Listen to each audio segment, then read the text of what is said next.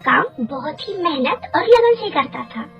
रमेश कितना भी मेहनत करे वो अपने परिवार का पेट नहीं भर पाता था। ये इसलिए था क्योंकि उसका परिवार बहुत बड़ा था। उसके घर में उसकी बीवी, उसके 3 बच्चे, इसके अलावा उसका बड़ा भाई, उसकी बीवी और उसके बच्चे, ये सब एक घर में रहते थे। उसके घर में कमाने वाला सिर्फ रमेश ही था। उसका भाई सुरेश बहुत ही निकम्मा और कामचोर था, इसलिए पूरे घर की जिम्मेदारी अकेले रमेश पे पड़ती थी। एक दिन रमेश अपने बड़े भाई से बात करता है। भैया, शास्त्री नगर में मैंने आपके लिए काम देखा है। उस ढाबे के मालिक से मेरी अच्छी जमती है। अरे तू क्या पागल हो गया क्या? मैं और काम करूँगा? मैं तो पहले ही मालिक बन के हुआ था। चल तू मेरे साथ, हम दोनों मिलकर एक ढाबा शुरू करते हैं। 2-4 कारीगर रख लेंगे। अरे भैया, फिर हम क्या करेंगे? तोड़ गिरेंगे और क्या करेंगे। सच में रमेश, तू ना बहुत बड़ा बुद्धू है। मैं बुद्धू ही सही भैया, लेकिन आपकी तरफ देखो नहीं। नया ढाबा खोलने की बात कर रहे हो भैया, लेकिन ढाबा खोलने के लिए इतना पैसा कहाँ से आएगा और कारीगर कहाँ से लाएंगे? ओए तू उसकी चिंता मत कर, मैंने सब सोच लिया है। मैं जो बोल रहा हूँ तू बस वही सुना कर। अरे भैया, ये आप क्या कर रहे हो? अरे वो अपने गाँव की जमीन है ना, वो मैंने बेच दी है और ढाबे का काम भी चालू कर दिया है। अरे भैया, ये क्या किया आपने? एक ही तो अपने पास जमीन थी और वो भी आपने बेच दी। ओए मैं तेरा बड़ा भाई हूँ, मुझे मत सिखा क्या करना है और क्या नहीं करना है। तुझे जो कहा है वो तो सिर्फ सुना कर और वही काम कर। और हाँ सुन, अगर तुझे नए ढाबे में हिस्सेदारी चाहिए तो मेरे साथ चुपचाप काम करना पड़ेगा। सुरेश ने रमेश के सामने कोई दूसरा रास्ता ही नहीं छोड़ा, इसलिए रमेश को सुरेश की बात आखिर माननी पड़ी और कुछ ही दिनों के अंदर दोनों ने मिलकर एक नया ढाबा खोल लिया। जमीन बेचकर वो सिर्फ ढाबा ही खोल सके, कारीगर रखने के लिए उनके पास पैसे ही नहीं बचे। भैया कोई बात नहीं, हम मिलकर काम करेंगे। आप देखना, हमारा ढाबा बहुत अच्छा चलेगा। अरे दोनों खाना बनाएंगे तो गल्ला कौन देखेगा? तू एक काम कर, तू रसोई घर संभाल, मैं गल्ला संभालता हूँ। और हाँ एक काम कर, गीता को भी साथ में लेके आ, वो भी तेरा काम में हाथ बटाएगी, ठीक है? रमेश ने सुरेश को कुछ नहीं कहा और वो खाना बनाने के लिए चला गया। उसकी पत्नी गीता और उसके बच्चे भी उसकी मदद करने लगे। रमेश ने बहुत ही प्यार से खाना बनाया और ग्राहकों को परोसा। खाने का स्वाद और रमेश का अच्छा बर्ताव ग्राहकों को बहुत पसंद आने लगा। अरे वाह भाई, ये तो बहुत ही खाना अच्छा है। मैं अब जब भी यहाँ से गुजरूंगा आप ही का खाना खाते जाऊंगा। इसी तरह ढाबा बहुत अच्छे से चलने लगा और इसके पीछे सिर्फ रमेश की मेहनत थी।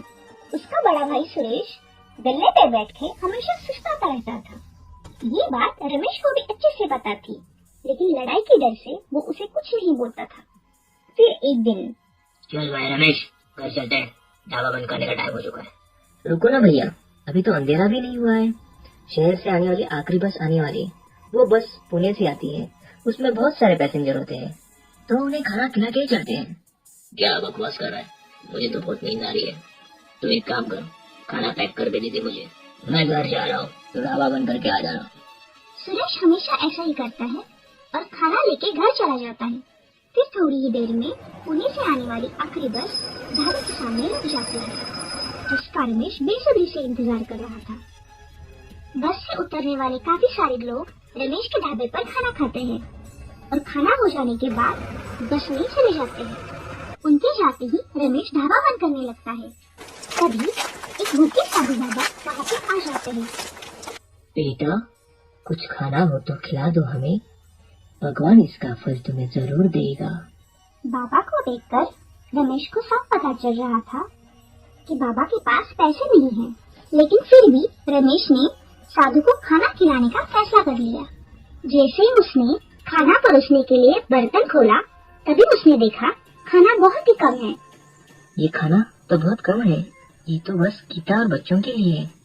सब सोच समझ के रमेश साधु बाबा को खाना परोस देता है। तभी वहाँ पे रमेश की बीवी गीता आ जाती है और वो खाली बर्तन देख के बोलती है, जी ये क्या कर दिया आपने?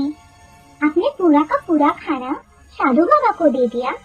अब आप, मैं और बच्चे क्या खाएंगे? चलो आप और मैं तो भूखे रह लेंगे, लेकिन बच्चों का क्या? कोई बात नहीं गीता, भैया जाते वक्त ढाबे से खाना लेकर गए थे, कुछ तो बचा होगा, वही खिला देना बच्चों को। कैसी बात करते हो जी? घर पे तो इतने सारे लोग हैं, तो कैसे खाना बचेगा? अब क्या करें जी, बच्चे तो सुबह से भूखे हैं। गीता की बात सुन के रमेश को ये एहसास हुआ कि उसने सारा खाना नहीं खत्म करना चाहिए था, लेकिन अब वो कुछ नहीं कर सकता था क्योंकि रात भी बहुत हो चुकी थी और फिर से खाना पकाने के लिए राशन भी नहीं था।